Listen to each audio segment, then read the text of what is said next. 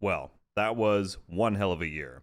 Hey everyone, RogueGold here. Happy New Year's Eve. If you're watching this on the day I'm releasing it, it is the final day of 2025. And if you didn't know, at the end of each year, I kind of like to do these retrospective videos looking back at everything notable that happened in the past year. But this one is going to be a little bit different. Not only do I want to talk about the big and notable things that happened with the Division 2, but I also want to include a lot of the more channel and personal things that happened as well. Reason being, this is a big year for myself and the channel. We passed 100,000 subscribers. I got to be a part of so many amazing opportunities this year. But then, of course, a lot happened on the game side too, so there's just lots that I want to reflect on in general. This is just going to be a bit more of a relaxed and chill video before we head into 2026, so if that sounds like your jam, awesome, we'll get straight to it. As we do in every video, I want to take a moment to thank our channel members, but given it is the end of the year, I really wanted to take an extra moment here to underscore how vital your support is. I mean, I am continually astounded that each and every month, hundreds of you, that is not exaggeration, hundreds of you go out of your way to support what I do here on the channel, completely voluntarily. I really just want to say that your endorsement and donations to me and my work means more than you know. Thank you so much for helping keep this dream a reality throughout 2025, and I look forward to continuing to deliver on what makes you all return to the channel in 2026. But let's get right into it by doing what we always do and rolling back to the start of the year. Heading into January, there was a very interesting atmosphere in the Division 2 community because really all the talk was about the anticipation for the upcoming Brooklyn DLC. At that time, it was scheduled to launch with Year 6 Season 3, which was coming in maybe 2 months from that point, and so everybody was on the edge of their seats just thinking, when are we going to get the reveal, more information, anything? Well, it turns out that just a couple of weeks into January is when the devs posted that the Brooklyn DLC was going to be delayed. That was definitely deflating for a lot of people. It did come alongside the reveal of the title and key art for the DLC, which I think softened the blow a little bit, and there was excitement around that, but a lot of skepticism around the delay. I remember this is when the rumors started spreading pretty widely that the DLC was going to be like $40 in price more than Warlords, but it was going to be like a very tiny amount of content. People were anxious after waiting for this thing for nearly 2 years, which was totally understandable. But then, and we'll switch over to some more personal stuff now, it was not too long after that point, I believe sometime later in February, when I woke up one morning with an email in my inbox with an invitation to go to Massive Entertainment, developers of The Division 2, to preview the Brooklyn DLC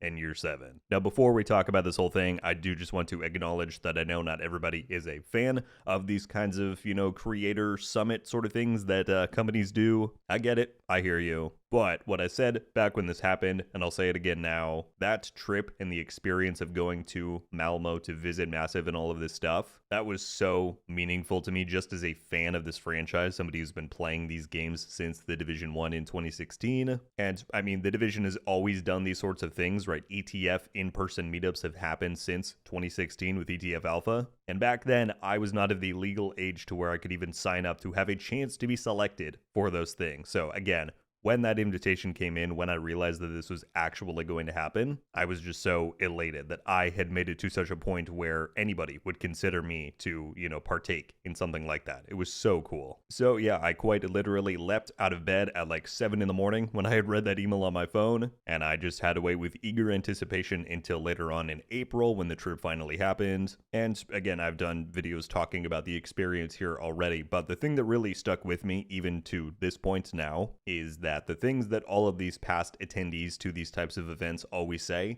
is 100% true. Is there a general sense of excitement and glee to be able to see things early, to like test stuff out and all of that? Absolutely. But the overall environment of these type of meetups is that everybody is coming to the table and putting their heads together to come up with the best possible feedback and direction for the future of the game as possible. And so to hear the devs explain these reasons why, oh, for this technical reason we can't do this, but we could do this, what do you think about this? And having us, the players, come to the table and say, this really frustrates us, or this is really cool, why don't you do more of this? Obviously, I'm being quite vague because I'm under NDA about the whole thing, but I'm just telling you, it was a really, really grounding and phenomenal experience. And it absolutely would not have happened without all of you growing the channel to the level that it has become over the years. So for the final time, I will say thank you for your support, and thank you so much for enabling that dream to come true for somebody who has been watching these things happen since the Division 1.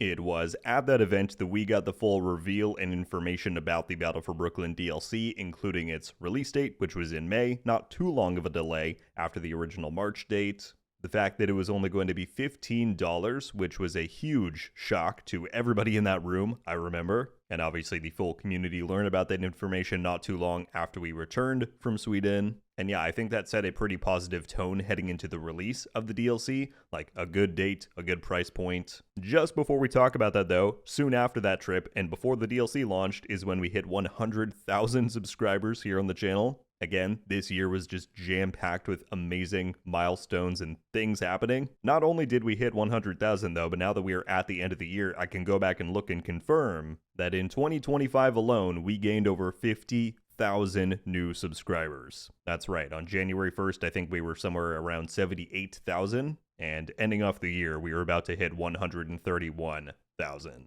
Again, I know this video is full of it, but thank you so much to everybody who subscribed this year, or if you've been subscribed for years already, who continue to watch my stuff. I feel so fortunate that I continue to be able to exist and thrive within this community, that I get to represent and talk about my favorite game with all of you. And yeah, I really just feel so fortunately positioned heading into 2026 with Survivors on the way, with The Division 3 on the very eventual horizon. So fortunate. So once again, thank you all so much, regardless of how long you've been here. But at that point, we then did get later into May with the launch of the Battle for Brooklyn DLC. And while I wouldn't say it was the biggest splash of all time given its relative size, right? It wasn't like that huge of a content drop. It was still a pretty big success. The Division 2 saw its highest player counts across all platforms since 2020 and the release of Warlords of New York. And yeah, I would say the size of the content drop was kind of irrelevant compared to the impact that it had on the game's popularity and overall reputation.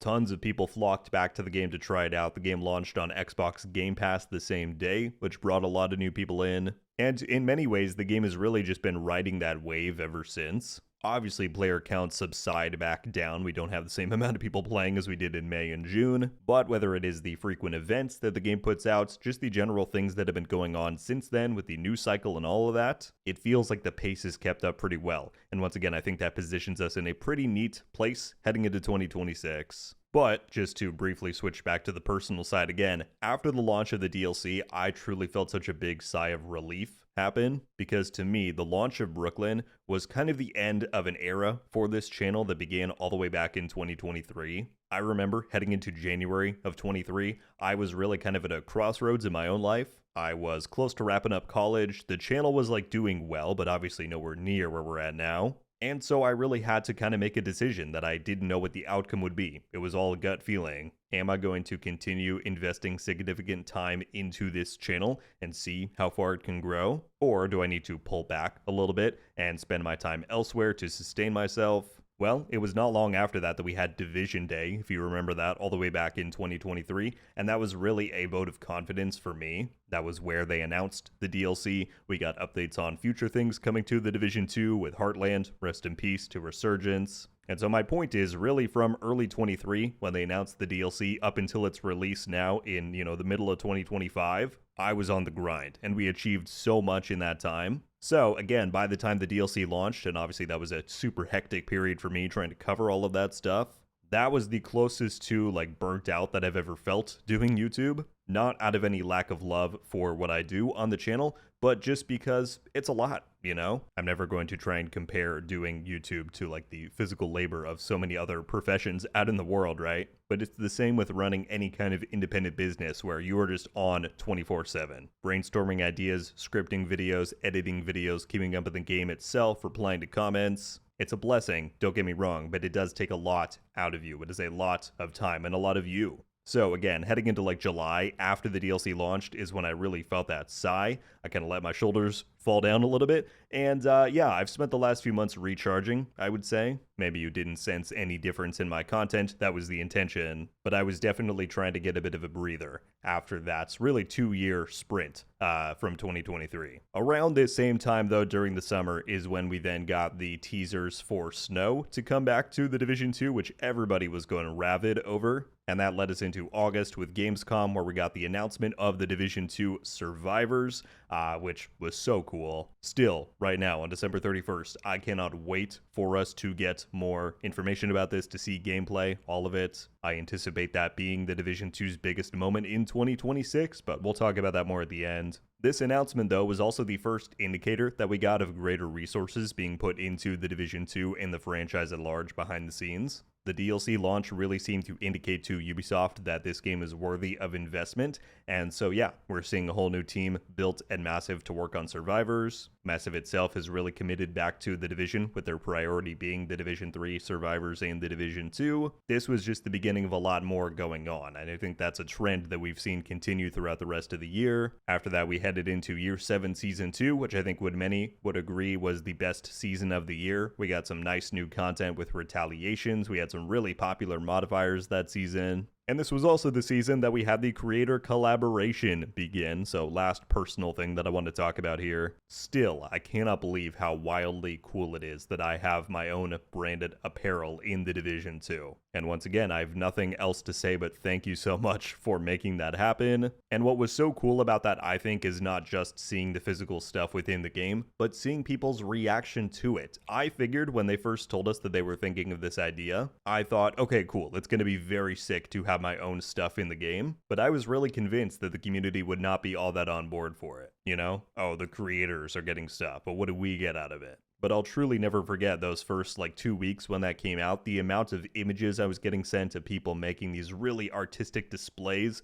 of the apparel in various locations within the game, people just sending their thanks and congratulations. It was so special. So again, another example of the community making something so meaningful to me. Again, thank you. And yeah, that was just such a cool opportunity. So cool to be a part of the very first wave of people that were doing it. And it's great to see that they're continuing that trend now heading into Season 3 and more. After that point, we head towards the end of the year. We got Year 7 Season 3 just at the beginning of December. It's definitely, I would say, the most controversial season of the year so far that we've had, specifically with NPC companions being in the mix. But at the same time, stuff like the Halloween and winter event that we have right now have really kept people engaged and excited. There were some really nice surprises at the end of the year with Survive Fest in the Division 1, the fact that the team went back and added 60 FPS for PlayStation 5. But that's really where we leave off. We are now headed into 2026, and believe me, all of those things that we just talked about were just the very top highlights of the year. There's so much more that we could. But yeah, to wrap up and put a bow on everything that we just went over, this year was incredible. I am personally so proud of what this channel has accomplished, and I thank you all for the amazing